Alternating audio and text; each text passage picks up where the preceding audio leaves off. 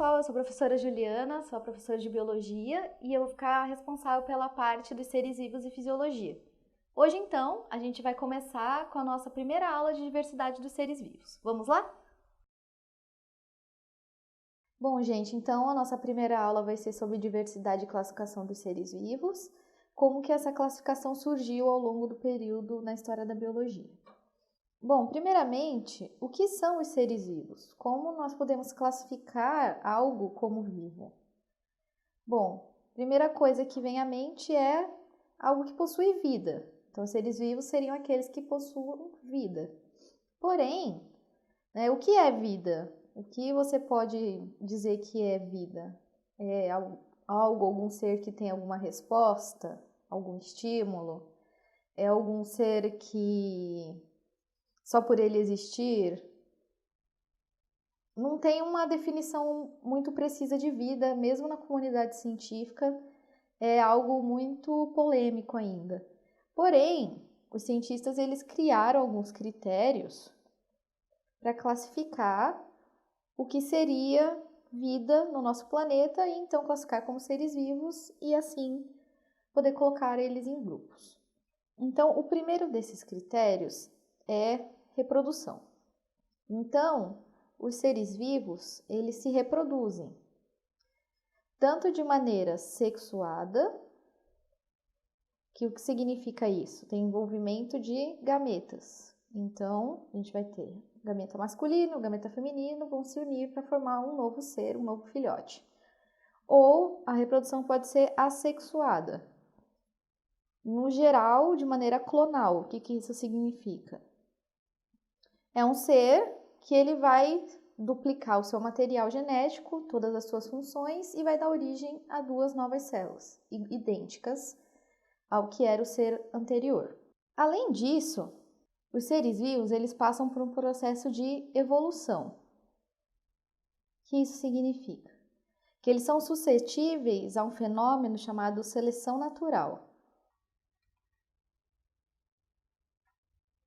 Muitas pessoas já devem ter escutado essa história de que a galinha hoje em dia ela é o que era o Tiranossauro Rex antigamente. Isso é parcialmente verdade, então existem algumas evidências fósseis, da modificação dessas espécies. Então, aqui, por exemplo, é um fóssil, de uma das primeiras aves que foram descritas e ela tem tanto características do que seriam os dinossauros quanto de aves. Então, essa parte de seleção natural e evolução é algo inerente aos seres vivos, vocês vão ver melhor nas aulas do professor Ednei como isso acontece, mas faz parte dos critérios do que seria um ser vivo. Um outro critério, então, é metabolismo. Então, os seres vivos, eles possuem metabolismo. O que isso significa? É a capacidade de transformar substâncias em energia. Então, aqui eu trouxe o exemplo da fotossíntese, que é um exemplo clássico. Que o que ocorre? A planta, então, ela pega substâncias que estão no solo, então água, sais minerais, gás carbônico, utiliza a luz para produzir açúcar, produzir energia e liberar oxigênio. Esse é o processo da fotossíntese. Então, a planta possui metabolismo, assim como outros animais também. Bom, que outros critérios, então, são responsáveis por classificar os seres vivos? Um deles é a resposta a estímulos. Então, aqui nós temos uma planta que, ao ser tocada, ela fecha as folhinhas dela, Essa planta se chama dormideira. Então, e ela responde ao estímulo de toque, e aí ela fecha as folhinhas. Esses estímulos podem ser outros, por exemplo, afastamento de algo que gere dor, por exemplo, também é uma resposta a estímulo. Outro critério que os cientistas usam é a presença de células. Então, todos os seres vivos têm células, sendo eles unicelulares, então possuindo uma única célula, ou pluricelulares, constituídas por diversas células, então. Outra questão importante, então, para a definição do que seriam os seres vivos é o material genético. O material genético, então, é o famoso DNA e também tem a opção do RNA, que é um outro tipo de material genético, geralmente encontrado nos vírus, que nós vamos discutir em aulas posteriores. O material genético, então, seria aquele que comanda as funções dentro das células, né, que nós já discutimos anteriormente, comandaria as funções dessa célula, o metabolismo e tudo o que fosse relacionado ao funcionamento do organismo, além de também ser responsável por passar as características, né, para a prole, para os indivíduos que vão nascer a partir daquele indivíduo. Bom, agora que nós definimos seres vivos, nós precisamos então saber o que é a diversidade biológica ou a biodiversidade para a gente saber como classificá-los também. Então, a diversidade biológica, ela é o quê? Ela é a variedade dos seres vivos na Terra. Então, nós temos uma variedade enorme de seres vivos, desde seres vivos unicelulares até fungos, insetos, plantas. E o que é importante também definir é a interação entre eles. Então, a interação entre seres vivos também faz parte do conceito de biodiversidade, pois a vida de um ser vivo interfere diretamente na vida de outro. Aqui, por exemplo, né, temos uma abelha que poliniza a flor. Então, a abelha depende da flor para alimento e a flor depende da abelha para polinizar e criar outras plantas parecidas.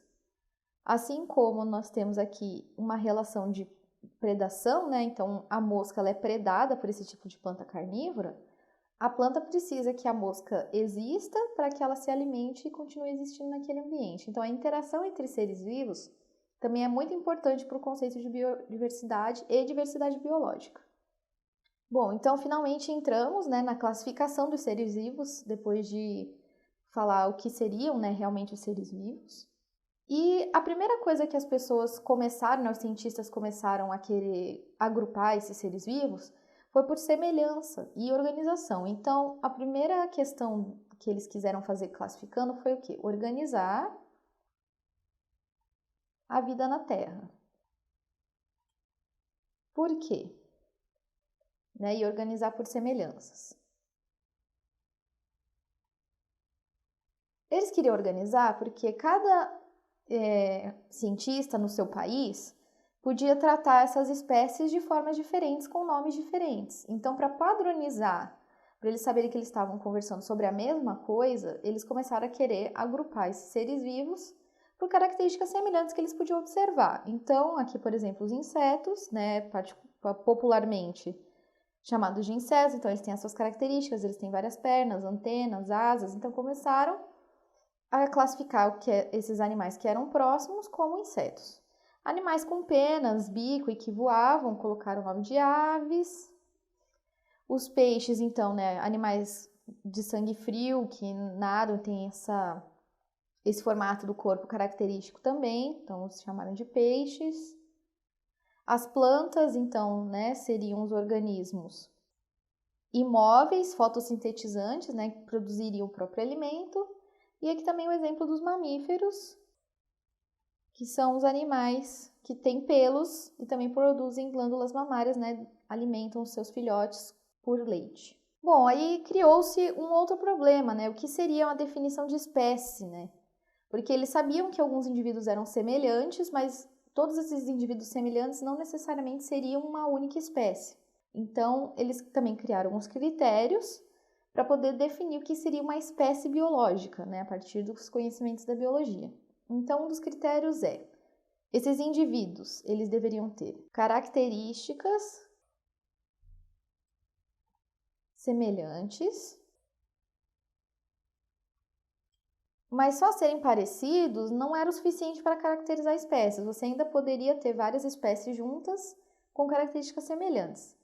Então, algo que define muito a espécie é o quê? Quando esses indivíduos de características semelhantes conseguem se reproduzir e a prole, né, os descendentes dele, são férteis. Ou seja, eles conseguem se reproduzir, né, e criar outros indivíduos férteis e assim a espécie se mantém na natureza. Por que definir então essa questão de reprodução? Nós temos um exemplo que é bastante comum, que é a mula. A mula, ela é resultado da reprodução de um asno com uma égua, que são espécies diferentes.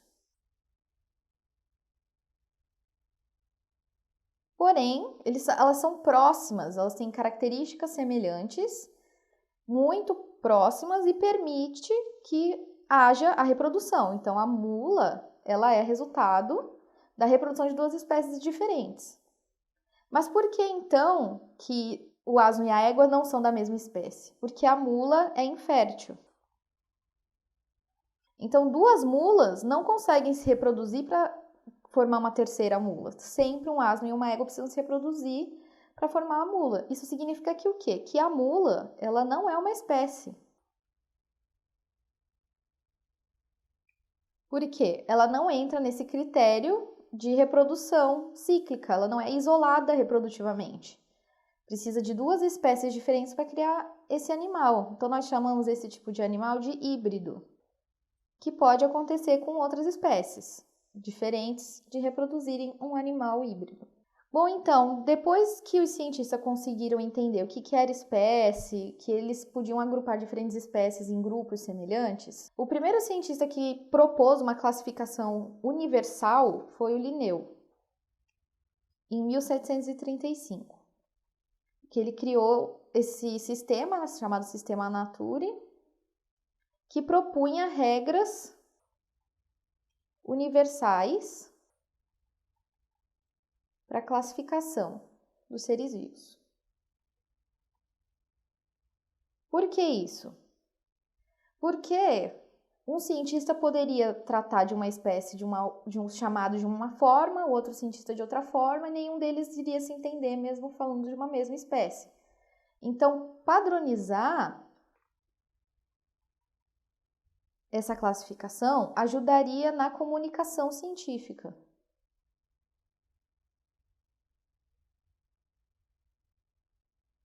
Então, quais seriam as regras dessa classificação, né? Primeiramente, para classificar espécie. Como eles nomeariam espécie quando eles tivessem descoberto uma? Então, Linneu criou um sistema chamado nomenclatura binomial. O que isso significa? Então, bi, 2, nominal, nome. Então, primeira regra, o nome das espécies seria composto por 2 nomes. Deveria ser obrigatoriamente escrito em latim. Por quê? Deveria ter uma língua que fosse padronizada para todos os países, todos os cientistas de todos os países, saberem que se tratava da mesma espécie, pois em cada língua, em cada país, essa espécie pode ser chamada de uma maneira. O latim foi escolhido porque, naquela época, ela já era uma língua morta, ou seja, não sofre modificação. Então, o nome daquela espécie, daquelas palavras, não sofreria modificação conforme o tempo. Modificações inerentes que as línguas têm durante o tempo de existência. Outra questão é que o nome das espécies deveria estar em destaque no texto. Ou seja, o nome das espécies deve estar ou em itálico, quando possível, ou sublinhado, caso a pessoa esteja escrevendo, não tenha como colocá-lo em itálico. Outra coisa que Linneu criou foram grupos de classificação. O que isso significa? Já foi observado por vários cientistas que algumas espécies são mais semelhantes entre si do que outras. Então, a espécie, ela é única. Como a gente já viu, né? Então, a espécie ela só se reproduz entre ela mesma e ela é única, não existe uma espécie igual a outra. Porém, podem existir outras espécies que são semelhantes entre si, bastante semelhantes, por exemplo, o asno e a égua. Então, essas espécies estariam agrupadas num grupo maior chamado gênero. Então, o gênero conteria várias espécies.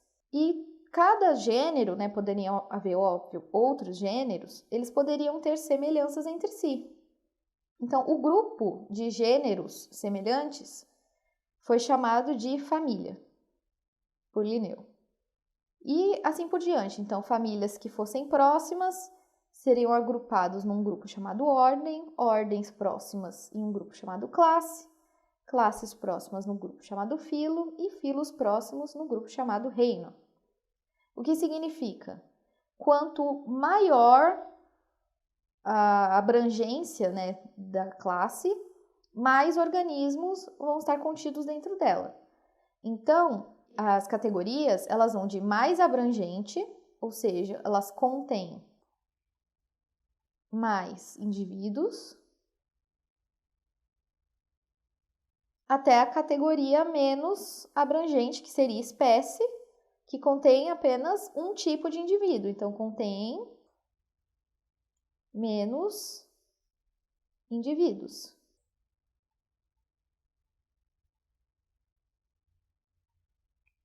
Agora eu gostaria de trazer então um exemplo para entender melhor essa classificação, porque só conversando assim pode parecer um pouco confuso. Então eu trouxe o exemplo de 4 espécies aqui, então a onça parda, o leão, a onça pintada e a raposa vermelha. E, bom, na nossa língua, né, o português, essas espécies são chamadas assim. A onça parda tem outros nomes, dependendo da região que você conversa com as pessoas. Pode ser suarana, puma. Isso talvez pudesse gerar uma confusão regional e internacional, pois as outras pessoas que não conversam em português não saberiam do que você estaria falando, né? Do que se trataria essa conversa. Então, o Linneu, com o sistema de nomenclatura binomial, classificou esses seres vivos com os nomes científicos. Então, puma concolor vai ser a onça parda em todo lugar do mundo, vai estar falando sempre do mesmo animal, assim como os demais. Como já dizia a nomenclatura binomial, o nome das espécies é composto por 2 nomes. O primeiro nome é referente ao gênero dessa espécie. Lembra que a gente falou que as espécies estão contidas dentro de um gênero? E o gênero, ele deve sempre ser escrito com a primeira letra em maiúsculo. Aqui, por exemplo, nós temos 2 animais que são pertencentes ao mesmo gênero, o gênero Panthera. O segundo nome é o que nós chamamos de epíteto específico. Como o próprio nome já diz, ele vai especificar qual é a espécie dentro do gênero. Mas não se confundam, o nome da espécie é esse nome inteiro. O epíteto específico identifica a espécie, mas não é o nome da espécie. O nome da espécie deve conter tanto o gênero quanto o epíteto específico. Bom, para entender um pouco então essa questão de classificação em grupos, eu trouxe aqui os mesmos exemplos do slide anterior, para vocês entenderem como funciona. Então, tanto o leão quanto a onça, eles pertencem ao mesmo gênero, gênero Panthera. A gente pode perceber que eles são animais semelhantes, né? Os 2 são felinos. Porém, a puma, né? Vocês podem estar se perguntando, mas a puma também não é um felino? Ele também não deveria estar dentro do gênero Panthera? Talvez, mas existe uma diferença básica entre esses 2 gêneros, o Panthera e o puma. Os animais do gênero puma não rugem. Tanto a onça quanto o leão e os outros animais contidos dentro do gênero Panthera, eles rugem, eles produzem rugido. Os animais contidos dentro do gênero Puma, não. Então, isso foi suficiente para eles separarem essas espécies em gêneros diferentes. Porém, eles ainda são animais semelhantes. Então, por serem semelhantes, eles fazem parte da mesma família. Essa família dos felinos. Então, todos os animais que são felinos estão contidos dentro dessa família, porém, podem estar em gêneros diferentes. Agora, a raposa. A raposa ela não é um felino, então ela já não possui o gênero igual a de nenhum dos outros que está aqui dentro. Fora isso, a raposa ela é da família dos cães. Ela não é um gato, ela está dentro da família dos cães, junto com outros gêneros e outras espécies de cães. Porém, os felinos e os canídeos, eles ainda têm semelhanças em comum, eles compartilham semelhanças. Então, por isso, eles foram abrigados na ordem dos carnívoros. Então, todos os animais carnívoros são abrigados dentro da ordem carnivora, em famílias diferentes a depender das semelhanças, e dentro de cada família o gênero que aproxima essas espécies. Porém, existem animais que não são carnívoros. Então, por exemplo, nós temos a ordem Rodentia, que é a ordem dos roedores. Então, os roedores, eles têm uma ordem própria, separada dos carnívoros. Porém, roedores e carnívoros ainda têm semelhanças. Nós podemos agrupar eles na classe dos mamíferos. Então, dentro da classe dos mamíferos, nós vamos ter diversas ordens e cada ordem vai contemplar animais que são mais próximos uns dos outros. Porém, nós também temos animais, que não são mamíferos. Por exemplo, as aves.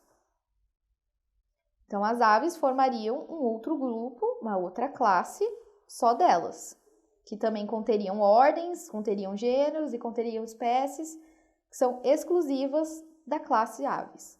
Porém, aves e mamíferos ainda têm semelhanças. E a semelhança deles é o quê? O filo Chordata compreende os animais vertebrados. Então, todos os animais vertebrados estão dentro do filo Chordata, têm classes diferentes, ordens diferentes e assim por diante. Porém, nós sabemos que nós temos os animais que popularmente chamados de invertebrados. Porém, os invertebrados, eles estão classificados em diferentes filos. Então, um filo exemplo é o Molusca, então, o filo dos moluscos. Então, aqui estaria contendo os invertebrados, que têm características semelhantes com moluscos. Porém, os vertebrados e os moluscos ainda assim compartilham características semelhantes. Ambos são animais, então eles estão contidos no reino Animalia. Então, vejam, dá para perceber que conforme você vai abrangendo mais animais, mais características, você vai se distanciando da proximidade desses seres vivos. Porém, eles ainda compartilham uma ou outra característica em comum.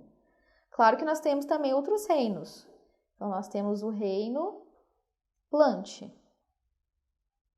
que é o reino das plantas. Então, dentro do reino das plantas, elas vão ter a mesma classificação do que o reino dos animais, porém separadas, pois os animais e as plantas não compartilhariam, então, nenhuma semelhança que significasse algo para mantê-los juntos no mesmo grupo.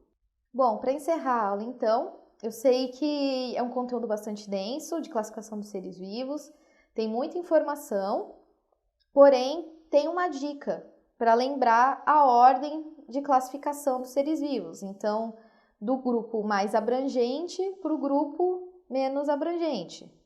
Então, o que significa, essa palavra, essa junção de sílabas, que a gente chama popularmente de reficofagem?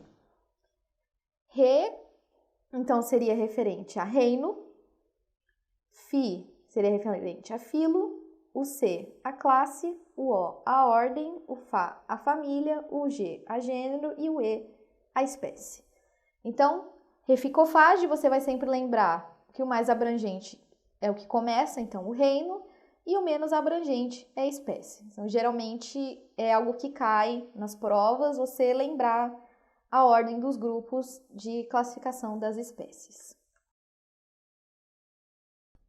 Essa, então, foi nossa primeira aula sobre classificação dos seres vivos. Vejo vocês na próxima!